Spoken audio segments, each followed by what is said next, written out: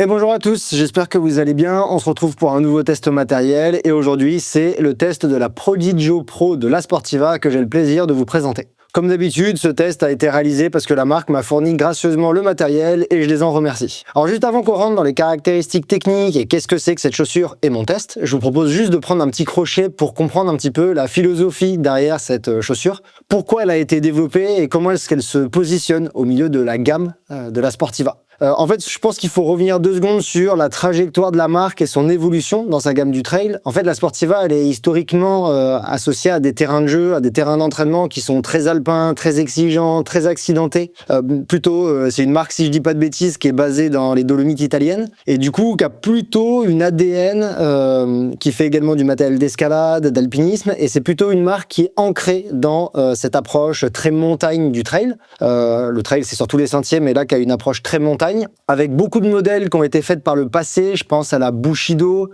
mais également à d'autres dont j'ai oublié le nom, mais qui ont des noms à connotation japonaise, vous les retrouverez assez facilement, qui sont souvent des modèles qui sont assez lourds, assez robustes, assez rigides, assez résistants, qui ont pour but d'évoluer justement sur ces terrains techniques et accidentés. Mais dans la gamme de la Sportiva, en tout cas j'ai l'impression, il n'y avait pas vraiment de proposition jusqu'il y a quelques années d'un modèle qui était plutôt pour les coureurs qui sont à la recherche de vitesse, de dynamisme, qui veulent une chaussure pour courir en fait, typiquement pour évoluer sur des terrains où on peut courir, alpin mais où on peut quand même courir et où on recherche une chaussure qui a ses caractéristiques, c'est-à-dire un peu de légèreté, un petit peu de dynamisme, etc. Et j'ai le sentiment que c'est ce positionnement-là, c'est ça qui manquait, et c'est ce positionnement-là qui est venu chercher la Prodigio Pro, la Sportiva avec la Prodigio Pro. Donc une chaussure, en tout cas, c'est comme ça qu'il la présente, une chaussure qui serait plutôt taillée pour les longues distances et l'ultra-distance, pourquoi pas les courtes distances, mais j'ai l'impression qu'elle est plutôt pensée pour le long et l'ultra, mais à des rythmes soutenus, surtout à des courses avec une allure relativement soutenue. Et en fait, on retrouve des caractéristiques qui montrent que la marque, elle s'est posé des questions de comment répondre en fait à ce besoin. On va en reparler dans quelques instants, mais qu'on a une chaussure qui a un amorti qui est quand même assez prononcé, une géométrie qui est assez dynamique, une stabilité qui a été un petit peu renforcée, en tout cas essayée d'être renforcée. On va en reparler après de voir si c'est au rendez-vous. Et on retrouve quand même dans la chaussure, dans sa construction, des éléments qui sont caractéristiques de l'ADN de la marque, à savoir des éléments qui renvoient à de la fiabilité, de la robustesse, de la durabilité, mais en essayant de faire des compromis pour revenir un peu en arrière et pas tomber dans une chaussure qui soit complètement dédiée à la performance et au dynamisme, etc., quitte à faire des impasses sur la durabilité, mais qui fait quand même certains compromis pour proposer quelque chose de nouveau et de différent de ce qu'on connaît de la gamme La Sportiva. Je vais vous faire dans quelques instants des comparaisons entre moi, ce que je perçois et ce que j'ai perçu de cette chaussure et d'autres chaussures qu'on peut connaître sur le marché. Mais avant de faire ça, je vous propose qu'on commence par passer par les caractéristiques techniques de la Prodigio Pro de la Sportiva. Alors en termes de poids, c'est une chaussure qui pèse 255 grammes en 42 hommes, 300 grammes en 46. C'est le modèle que vous avez sous les yeux et c'est le poids qu'on a constaté ici. En termes de hauteur du stack, au talon, on est à 34 mm. À l'avant du pied, on est à 28 mm, ce qui nous donne un drop de 6 mm.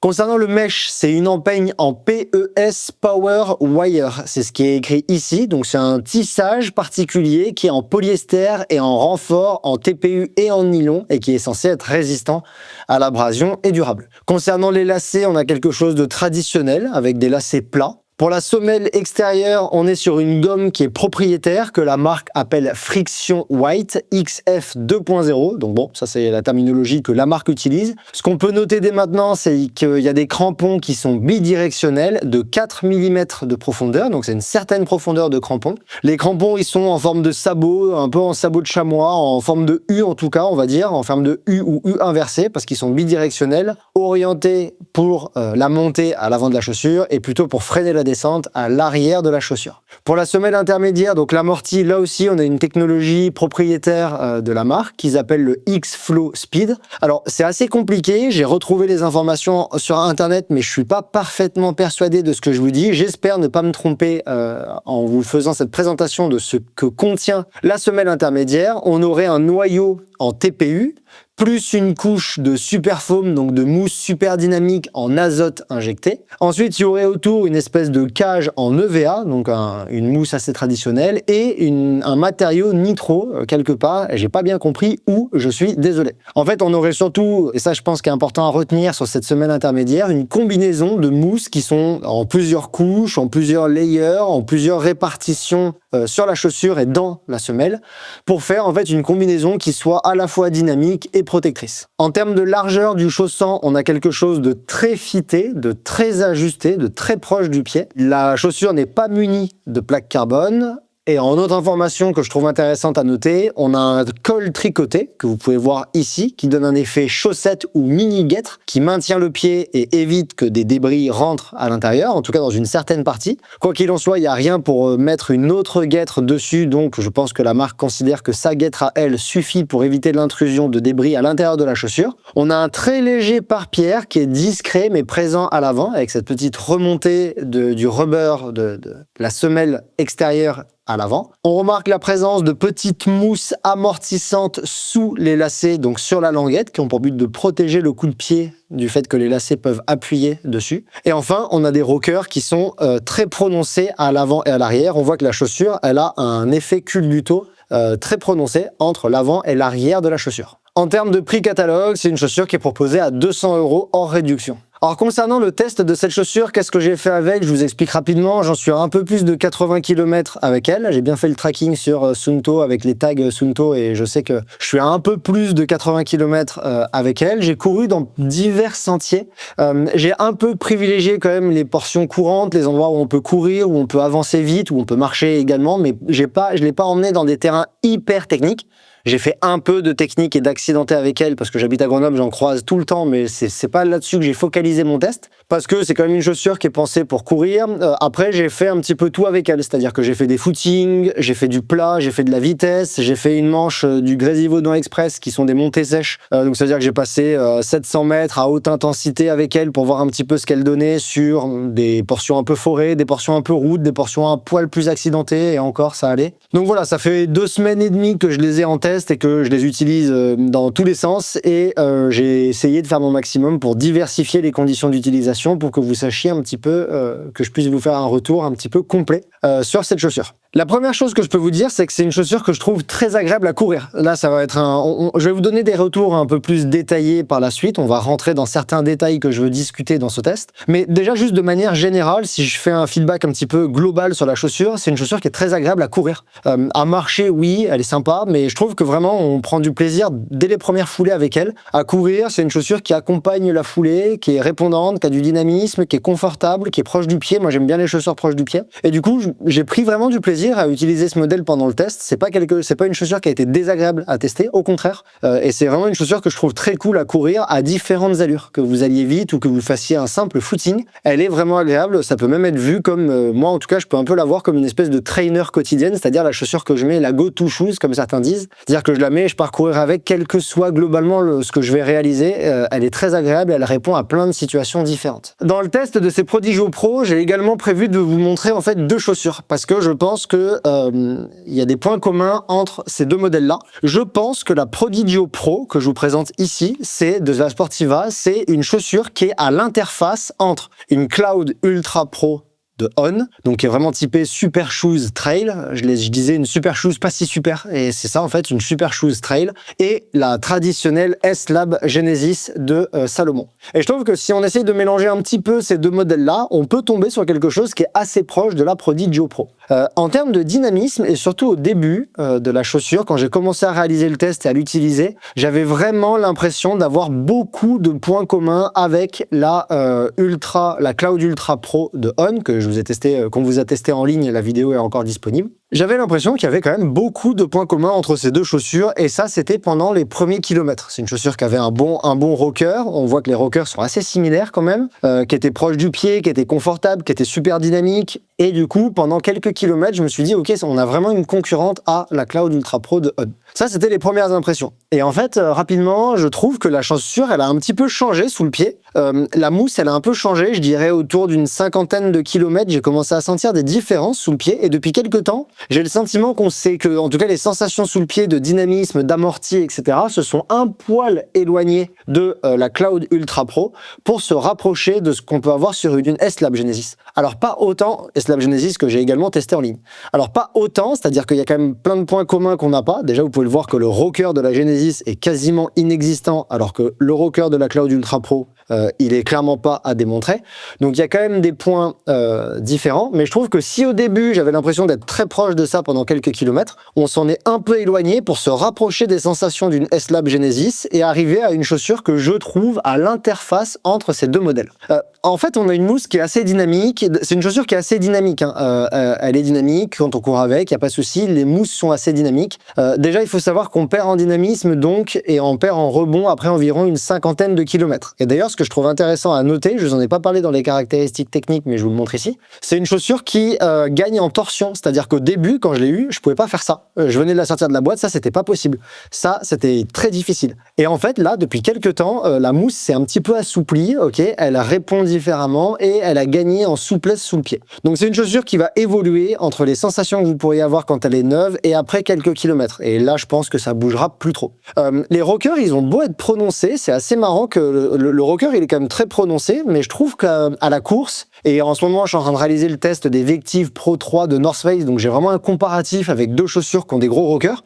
Le rocker entre la Prodigio Pro et la Vective Pro 3, elle n'est pas si différente en termes de géométrie, chaussures posées comme ça, mais par contre, je trouve que cet accompagnement du déroulé, on le sent pas trop sur la Prodigio Pro, un petit peu, mais pas autant que sur une Vective Pro. C'est comme si et par exemple, je trouve que le rocker, on le sent plus sur la Cloud Ultra Pro. Donc bref, c'est une chaussure qui a un petit rocker, mais il se perçoit pas énormément, je trouve, à la course. On a cette petite sensation d'accompagnement, mais c'est pas gigantesque. Néanmoins, ça reste une chaussure qui est assez dynamique. Si on prend en comparaison, par exemple, la S-Lab Genesis, qui est vraiment pas une chaussure que je trouve très dynamique. Après, c'est des mouches ancienne génération, donc c'est difficile à comparer. On peut en prendre d'autres qu'on a testé sur la chaîne. Je prends les Trabuco Max, la Ribelle Run, c'est même pas la peine d'en parler.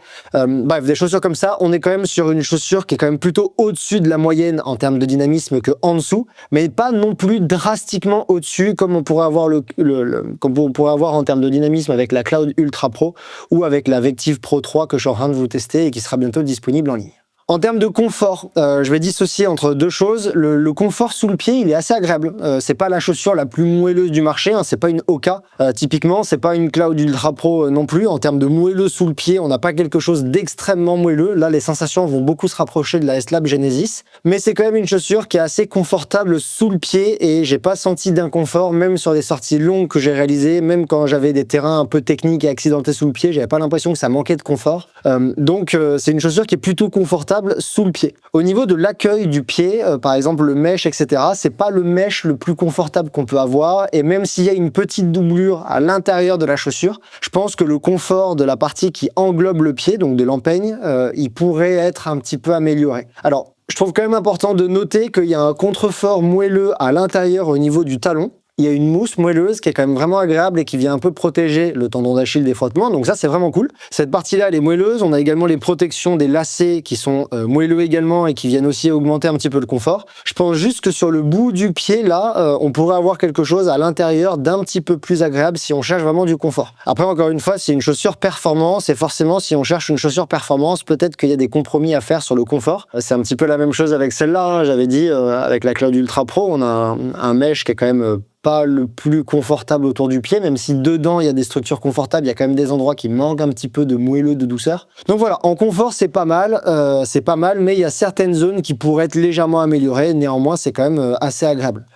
En termes d'aération, il y a des personnes qui m'ont dit que c'était une chaussure qui pouvait manquer de respirabilité, alors j'ai pas eu cette sensation, par contre je vous réalise ce test, on est en septembre, donc peut-être que j'ai pas les plus grandes chaleurs et donc que j'ai pas pu voir à quel point est-ce que la chaussure manque de respirabilité ou pas. En tout cas, c'est pas quelque chose que j'ai constaté dans le test. Et je l'ai même trouvé plutôt aéré, plutôt agréable. Et pareil, je ne l'ai pas mise dans l'eau, j'ai pas eu d'occasion à la mettre dans l'eau, donc je peux pas vous dire à quel point est-ce que le pied sèche vite une fois qu'il est mouillé.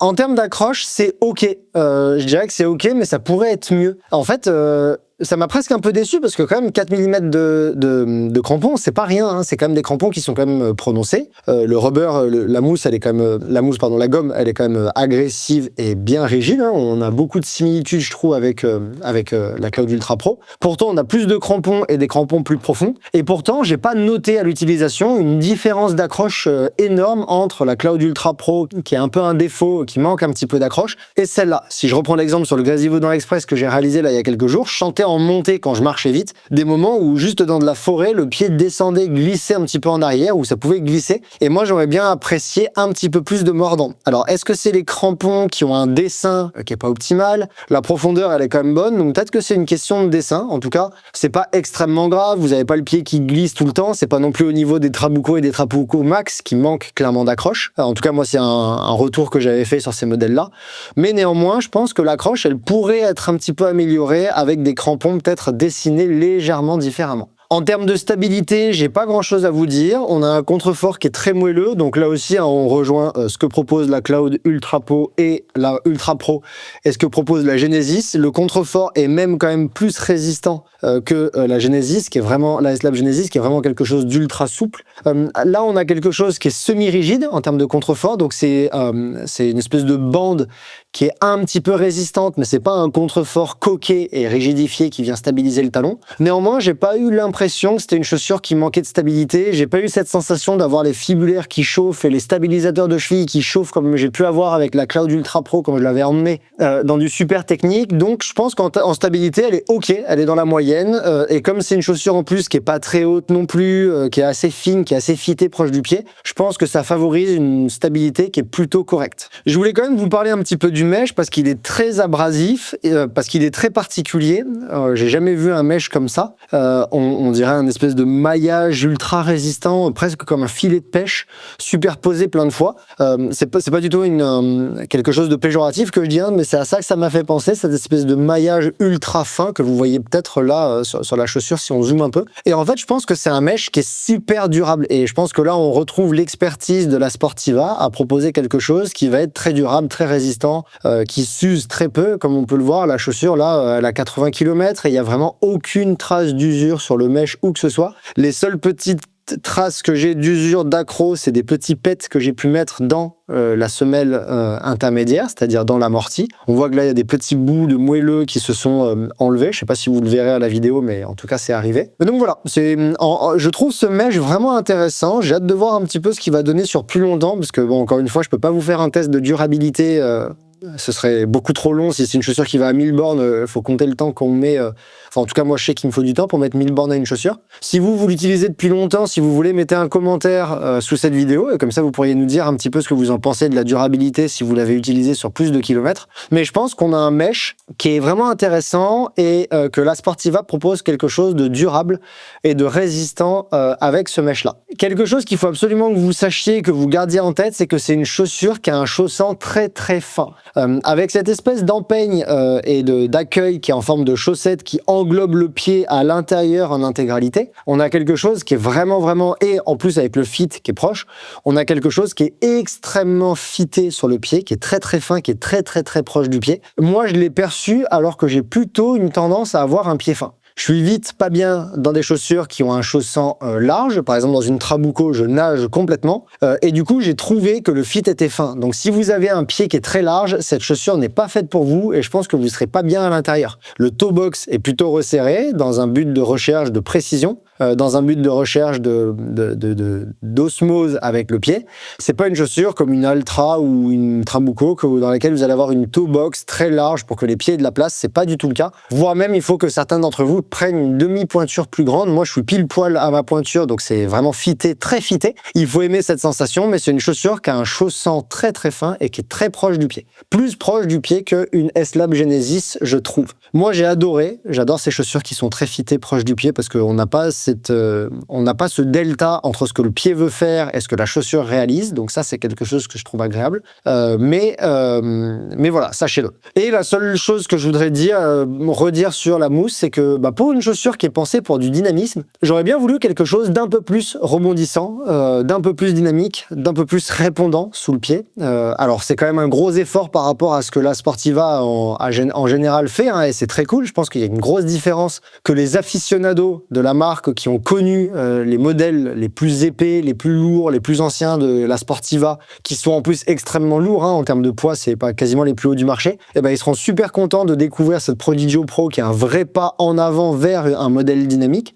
Mais à l'inverse, pour les personnes qui connaissent des chaussures qui sont très dynamiques, plutôt nouvelle génération, qui ont beaucoup de répondants, ils peuvent être un peu surpris, un peu déçus par un léger manque de dynamisme par rapport à ce qu'ils connaissent. Et du coup, tout ça, ça en fait, je trouve, une chaussure qui est ok dynamique, mais qui est pas non plus la chaussure qui est réservée à certains contextes d'utilisation. Et en fait, ce manque de dynamisme qu'on peut ressentir, le fait qu'elle soit pas non plus à l'extrême du dynamisme, ça lui donne une grande polyvalence. Et ça, c'est quand même quelque chose qui est cool. Et je vais boucler du coup mon test avec ce que j'ai dit au début. Ça en fait une chaussure qui est très agréable à courir et à marcher dans plein de contextes différents. Et en fait, ça en fait une très bonne trainer, une très bonne chaussure de course. Mais ça en fait une chaussure pour plein de contextes différents, avec beaucoup de polyvalence et qui va pas être ultra spécialisée à un contexte particulier, mais qui va un peu bien s'en sortir dans plein de situations différentes. Par exemple, je prends un exemple extrême, mais ne serait-ce qu'une Saint-Élion, je pense que cette chaussure, elle le fera mieux. Elle le fera mieux que par exemple une S-Lab Genesis, et presque aussi bien qu'une Cloud Ultra Pro, parce que elle est pas extrême en termes de robustesse, elle a quand même du dynamisme, elle est agréable à courir sur du plat, elle s'en sort bien dans des portions qui sont forêt, montagne, parce qu'elle est quand même pensée pour ça à la base.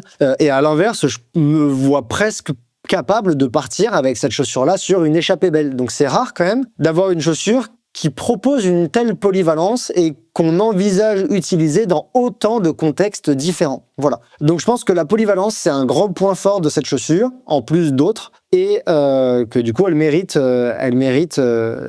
l'intérêt qu'on peut porter à ce modèle, parce que je trouve qu'on l'a vu plein d'occasions dernièrement, à juste titre. Pour moi, c'est un modèle qui a été réussi, qui est polyvalent, qui est quand même dynamique, qui a un chaussant très particulier, qui répond à plein de situations, qui a quelques légers défauts.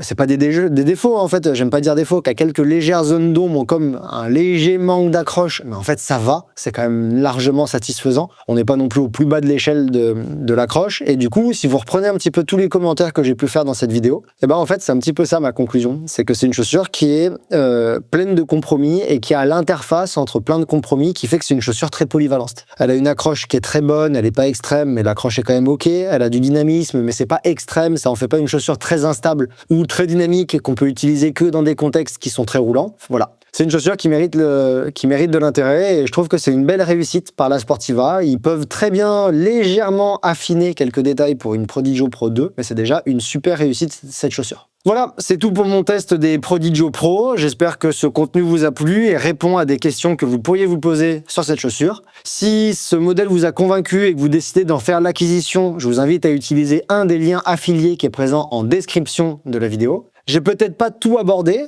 c'est mon test, il y a peut-être des choses que j'ai oublié de mentionner, il y a peut-être des questions que vous vous posez auxquelles je n'ai pas répondu. N'hésitez pas à mettre un commentaire sous la vidéo et je me ferai un plaisir de répondre à ces questions que j'ai pu omettre. Et sinon, je vous dis à très bientôt pour un autre épisode du podcast Courir Mieux ou un autre test matériel. À bientôt!